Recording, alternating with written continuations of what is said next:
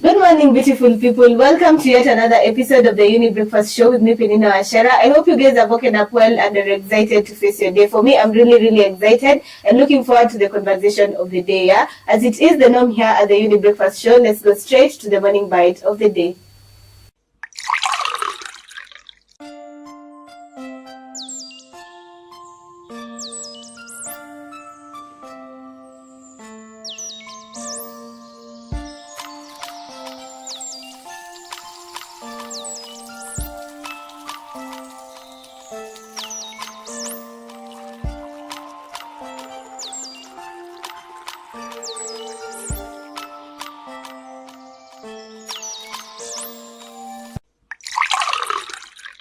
We're diving into a topic that many people experience, but very few talk about openly: depression. It's more than just feeling sad or having a bad day. It's a silent battle that affects the mind, body, and spirit, often hidden behind smiles and daily routines. Whether you've personally faced it, watched someone you love go through it, or you're simply trying to understand it better, this conversation is for you. Today we are breaking the silence. We'll be addressing the stigma and exploring what truly helps and what doesn't. So let's hold space for one another, judgment-free, full of empathy, and begin the journey of understanding depression a little deeper. Let's break the silence together.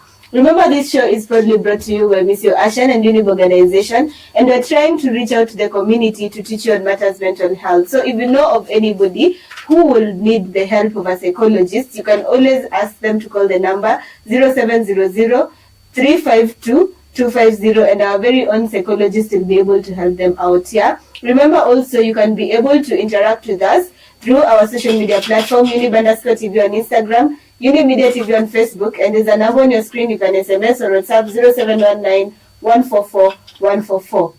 Allow me to actually introduce to you our psychologists of the day. Yeah. So good morning. Good morning. I hope you guys have woken up well and are excited to face your day. Yeah. Yeah? Okay, so starting with you, kindly look at the camera, say hi to the people, introduce yourself.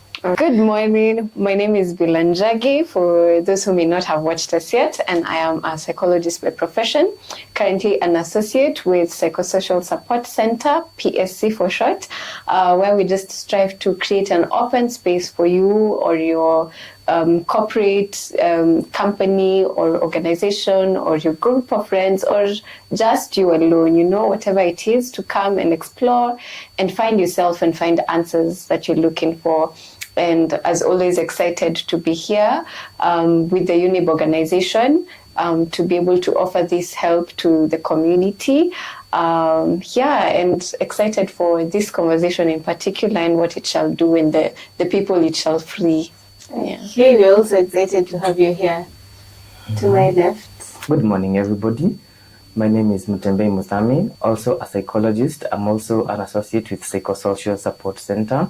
And just as Beulah has said, we strive to create a space where you can show up as your authentic self, be who you are, and show up as who you are as a person. And I'm really excited to be here for the day and the conversation that we are about to have. Okay, and we're also excited to have you here. So as I started, I mentioned that depression doesn't have to be an all-day feeling sad, just feeling sad, or actually having a bad day. So please, Mutembei, help us to define what depression is all about. Okay, so in a nutshell, depression is a mental condition that is marked by persistent feelings of sadness, loneliness, that kind of feeling where you feel just don't want to do anything. And that is usually like the biggest markers. When you talk about depression, there's a difference between being depressed and being sad, in that sometimes sadness just comes because of a singular event that happened in your life. Let's say you are going about your day, then something nasty, something bad happened to you. It's a slight bump on the road. But now in the event that these feelings of sadness, these feelings of loneliness, and you find yourself not even enjoying the things that you used to enjoy beforehand, if they're very persistent and they take about, we say from about 14 days. 14 days onwards, then you feel like, then that's when now you know that there's a problem there. Because I don't think you've been sad for 14 days in a row, have you? No. No. So that's usually like the biggest marker. So looking at depression, we tend to glamorize it as sadness. You're just feeling very low, you're just feeling very cocooned and isolated. But you need to also understand that this has to be prolonged, not just a bump on the road, not just like you're sad for a day and then now you self-diagnose that you're depressed. Okay, now that we've understood what depression is all about, Beulah, kindly tell us some of the signs and symptoms that we may look for when from a friend or from relatives to know that this person is really having a difficult time or is maybe having depression. Right. I think Mutembei has really given us some, even as he was defining depression. And some of the key things that he said was these things that I'm going to list have to be persistent for at least 14 days, where it's the predominant feeling. So he's talked about feeling sad. For some people, more so in males, it comes out as feeling angry. So you're persistently angry and you can't really quite define sometimes that sadness or that anger, what it's about. We have the feelings of low energy, or you're feeling constantly tired. We have the fact that you've lost interest in things that you previously used to enjoy to do, or you're feeling demotivated. There's no motivation for the things that you really the demands of life.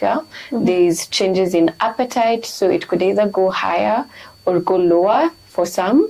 There's changes in sleep patterns, so you'd notice either sleeping more or sleeping less, or sometimes with that break you go to sleep, you wake up, you stay awake for like 2-3 hours before you find sleep again. So that's also another warning sign. We have isolation. Again, because of that, sometimes it's because you're feeling lonely or because you're feeling low energy, so you tend to isolate yourself, or feeling like you don't have energy for people or the things that you used to do. For some, it comes with a lot of feelings of hopelessness or helplessness or guilt or shame. So there's this internal sense of you don't even feel worthy as a person. There's that worthlessness. And it appears now even in the conversations that you have or the thoughts that this person will have concerning themselves. Sometimes you can also tell, because we've talked about the low energy and this feeling very lowly about yourself. You may notice that this person has stopped grooming. So this person who used to like to, wake up, glam up, squeezy, anataka tu kukaa venye anajisikia, sometimes it could be a sign. Again, that's a change in behavior. And then lastly, we also have suicidal thoughts. So you'd notice this person constantly talking about death.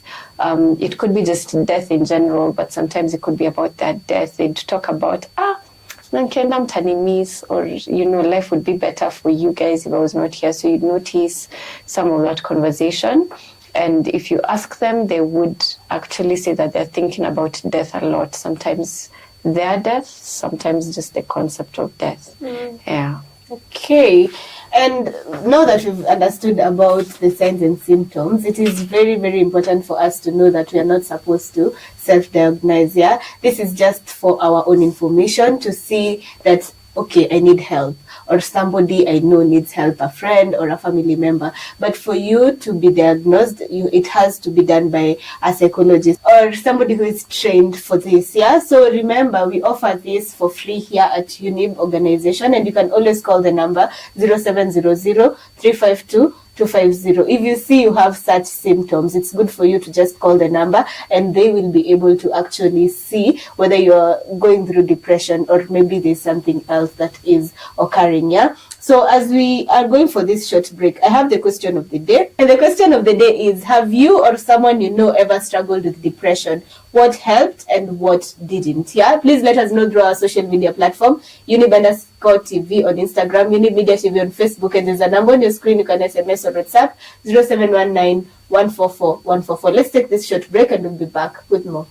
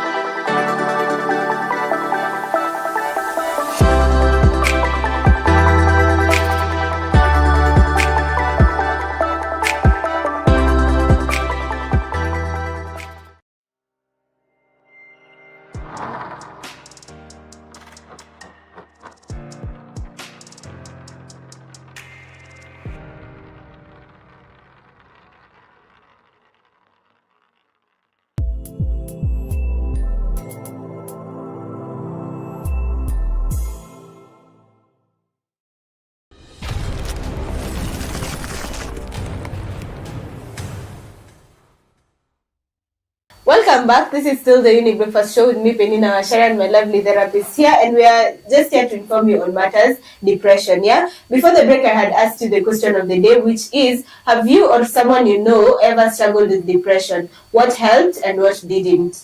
Yeah. So these are your feedback. Someone says yes. Someone very close to me has struggled with depression. What really helped was being present, just listening without judgment, even when I didn't fully understand what they were going through. Therapy and a strong support system made a big difference too. What didn't help was people saying things like, just be positive, or others have it worse. It made them feel even more isolated. I've learned that empathy and patience go a long way. Thank you for creating space for this conversation. It's so needed. Thank you so much. Someone else says, I went through a rough patch during campus that I later realized was depression. I isolated myself and stopped enjoying the things I used to love. What helped was a friend who kept checking in without pressuring me to talk. What didn't help was people telling me I was just being lazy or dramatic. Someone else says, my teenage daughter struggled with depression last year. As a parent, it was scary and confusing. What helped was family therapy and being willing to admit I didn't have all the answers. What didn't help was dismissing her feelings and just teenage mood swings. Okay?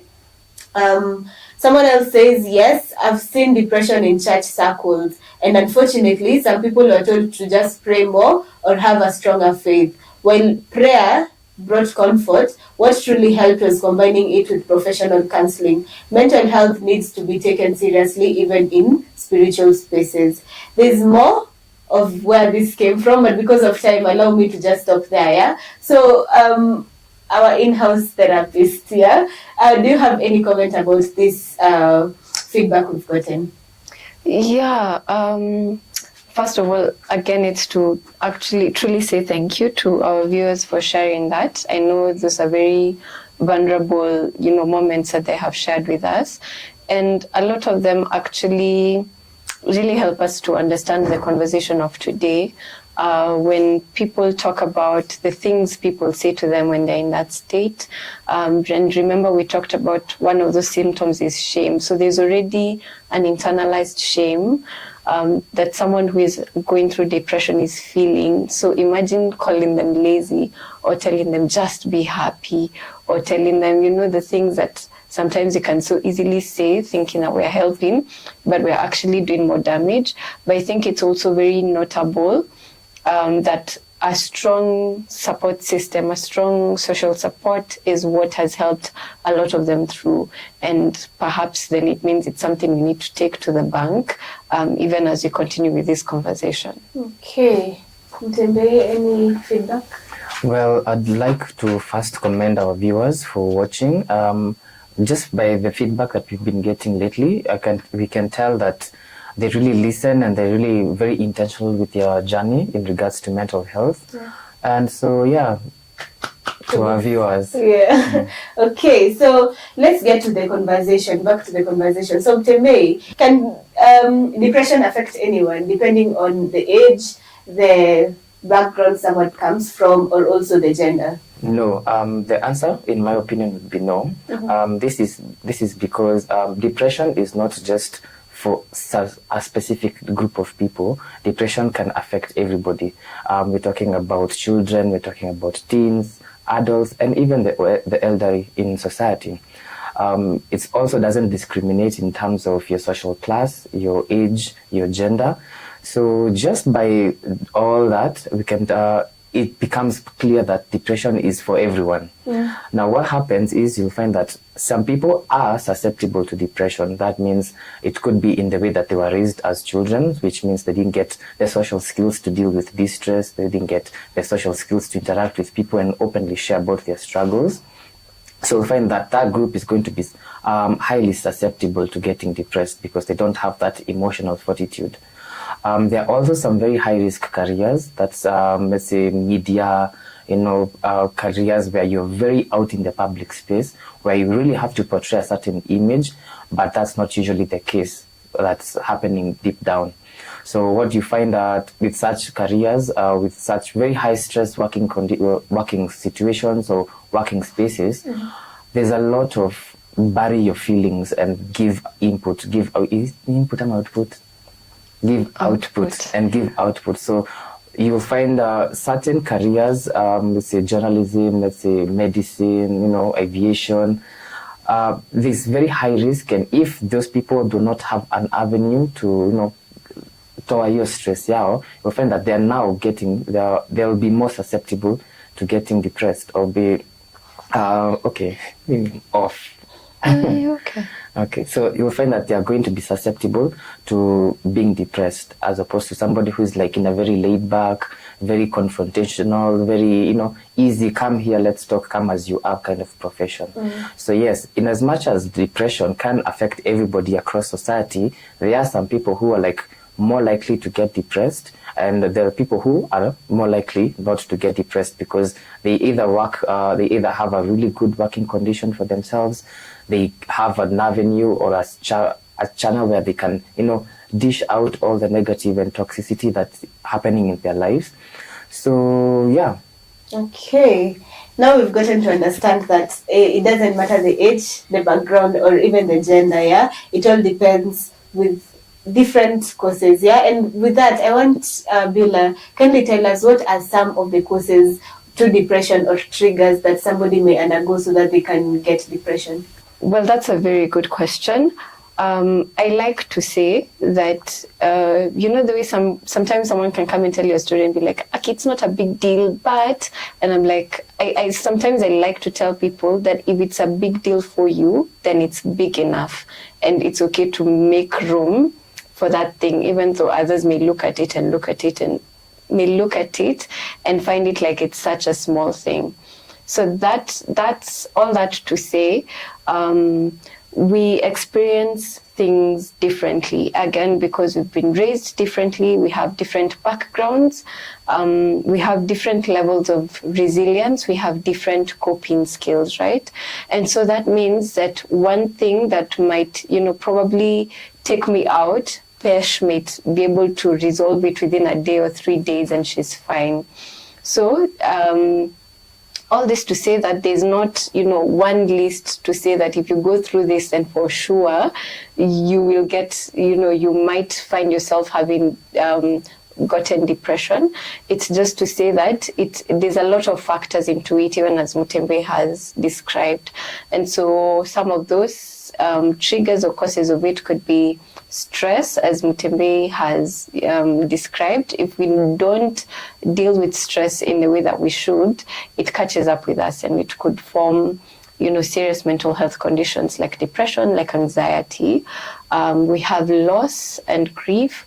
If someone does not process grief the right way, and by the right way it means allowing yourself to actually feel the emotions of it, it could end up becoming what we call complicated grief, that could also now later grow into depression. And with that, we see there are certain communities where, they have a whole month to mourn. There are other communities that within a week you're expected to have returned to normalcy.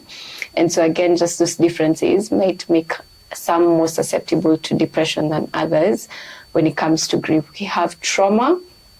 And so these are experiences that happen beyond your ability to cope. So you might see something, you might experience something, or something might happen to someone who is close to you. And again, without the right coping skills, it's very easy for symptoms of depression to develop. We also have life changes. We know that life is never constant. There's always changes, there's always transitions, there's always movements. But if we are not adequately prepared for it, even as we're having the conversation on transitions, it can be very easy to, again, develop mental health conditions such as anxiety, such as depression, simply by not knowing what to do or not knowing the correct support to rely on. So those are just a few examples. We have things that happen even on a larger scale of things. For example, on the days where Maandamano was happening, and there was a lot of, you go on social media and you're finding someone who has not been on the street was still having these heavy feelings that they don't know what to do with. Likewise to the people who are actually, at the forefront. So certain things that happen even politically or, nationwide, or a crisis or a famine, or, those things that are much bigger than us could also be a cause of depression or a trigger for depression to develop. Yeah. Okay. I hope we are following up on this conversation and we're getting to learn a lot more when it comes to the conversation at hand, that is depression, yeah? And I hope this serves as a helpful conversation which will help you seek help if you feel like you have all the symptoms that have been named here. Remember, I said it's not good for you to self-diagnose. It's important for you to actually seek help, professional help, that is, yeah. And if you want to seek professional help, you can always call the number 0700 352 250, and our very own psychologist, who you see here, will be able to help you out, yeah. For now, let's take this short break and we'll be back with more.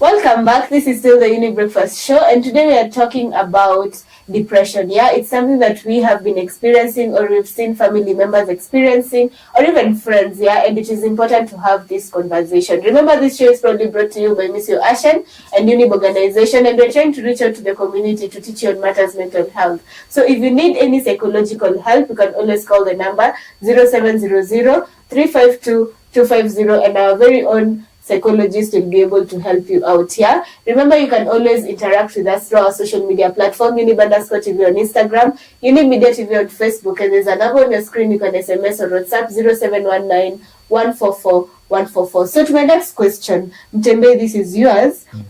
I'd like to know how cultural or religious beliefs really influence how we view and deal with depression.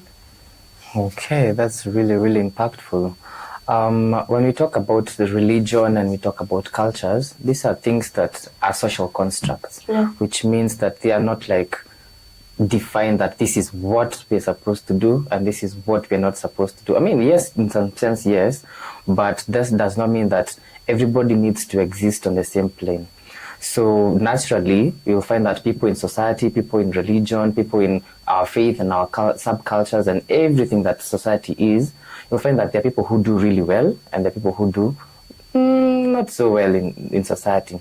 So what this does is that society as a construct, we usually have our own expectations. So we say things like, you have a house, you have a job, why are you sad? You live in a good neighborhood, you are secure. What do you mean? You're getting insomnia and that you can't sleep at night.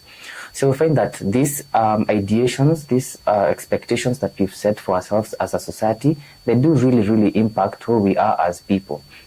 We'll go back to the same, to whatever Beulah had mentioned earlier. She said that there are some communities that allow like a month or so of grieving, while some allow only for a week. You'll find that in a community where people, they encourage openness, they encourage conversation, they're able to navigate their emotional distress, they're able to just navigate life in general, but as opposed to a very high demanding, high functioning society where everybody needs to be on their best game, everybody needs to figure out their own details, every fine details of their life, figure out their shit. Every fine details of their life. You'll find that people are going to be always walking on eggshells, and if you don't make that cut, then you are going to be a candidate for depression. So essentially, just to sum it up, yes, communities in regards to culture, in regards to faith, you'll find that they do really, really affect somebody's mental health.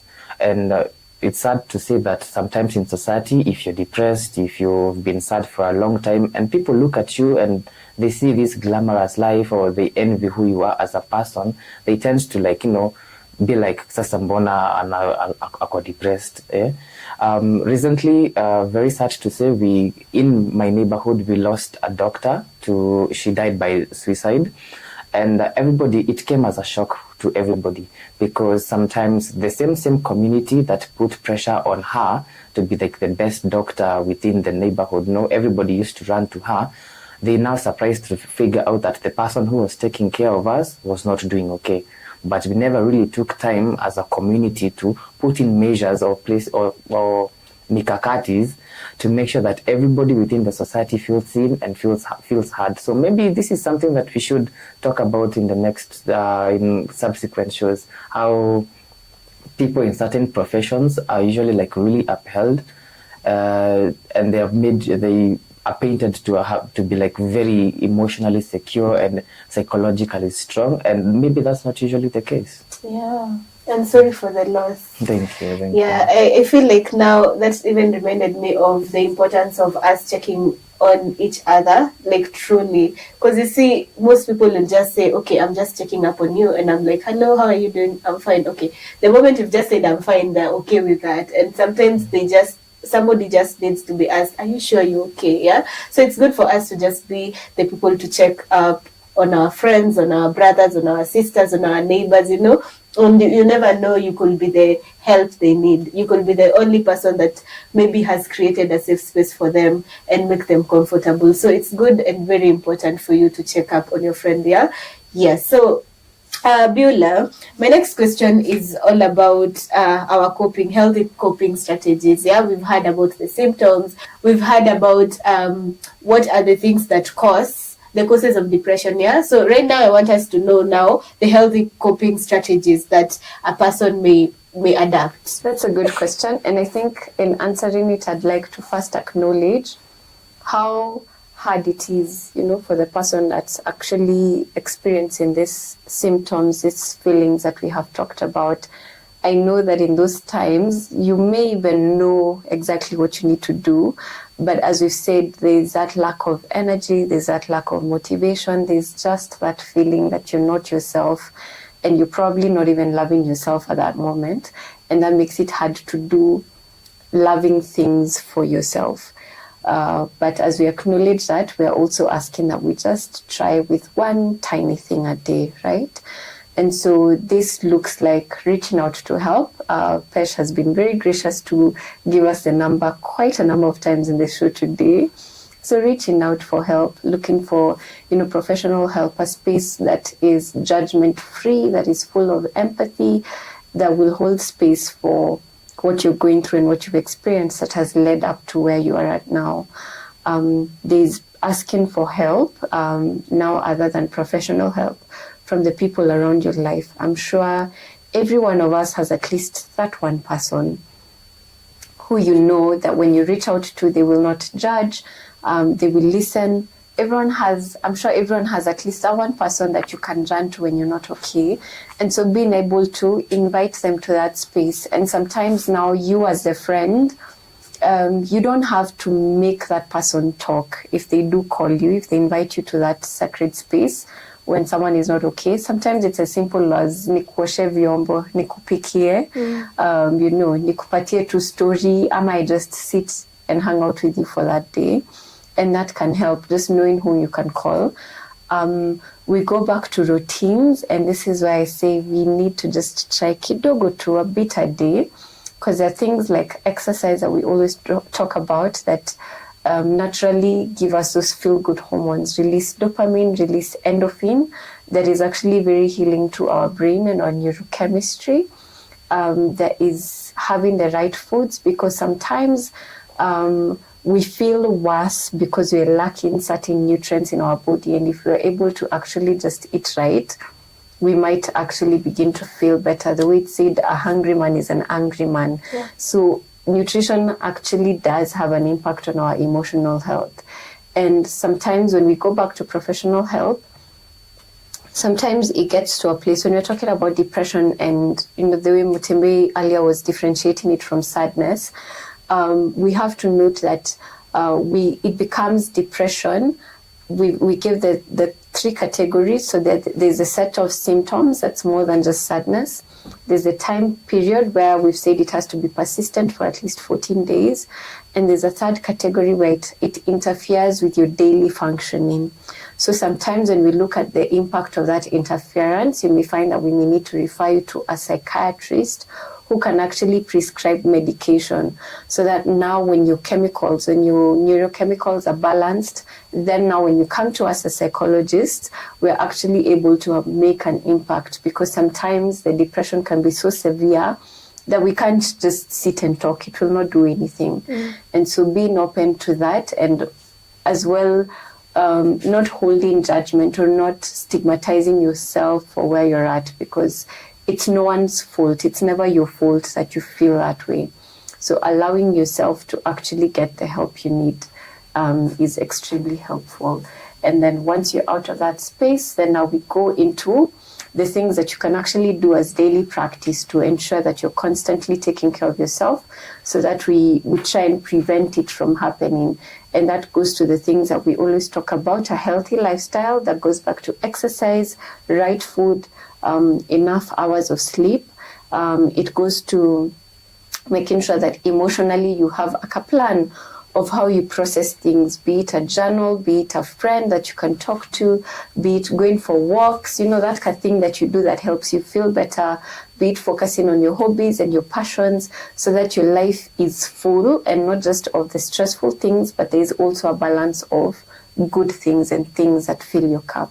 Okay. Yeah. I hope we've gotten to understand more about depression. We've been open enough to actually speak out and to actually take that step, one step, and Beulah ameshinda akisema, let's be willing to just take a day at a time, and also try and call the number 0700-352-250 for professional help. Yeah. So thank you so much, guys, for coming and helping us be able to learn more about depression. It is something that we are supposed to actually talk about, because so many people are going through depression and some don't even know what to do about it. So I feel like we've gotten to be more informed, and that it will be helpful to everyone who is watching. Yeah. So asanteni sana. Karibu sana. Thank you for having us. You're welcome. I want to send my word of gratitude to Elias Mashina, who has been our camera person and also our director. Asante sana for the good work you've been doing for the show.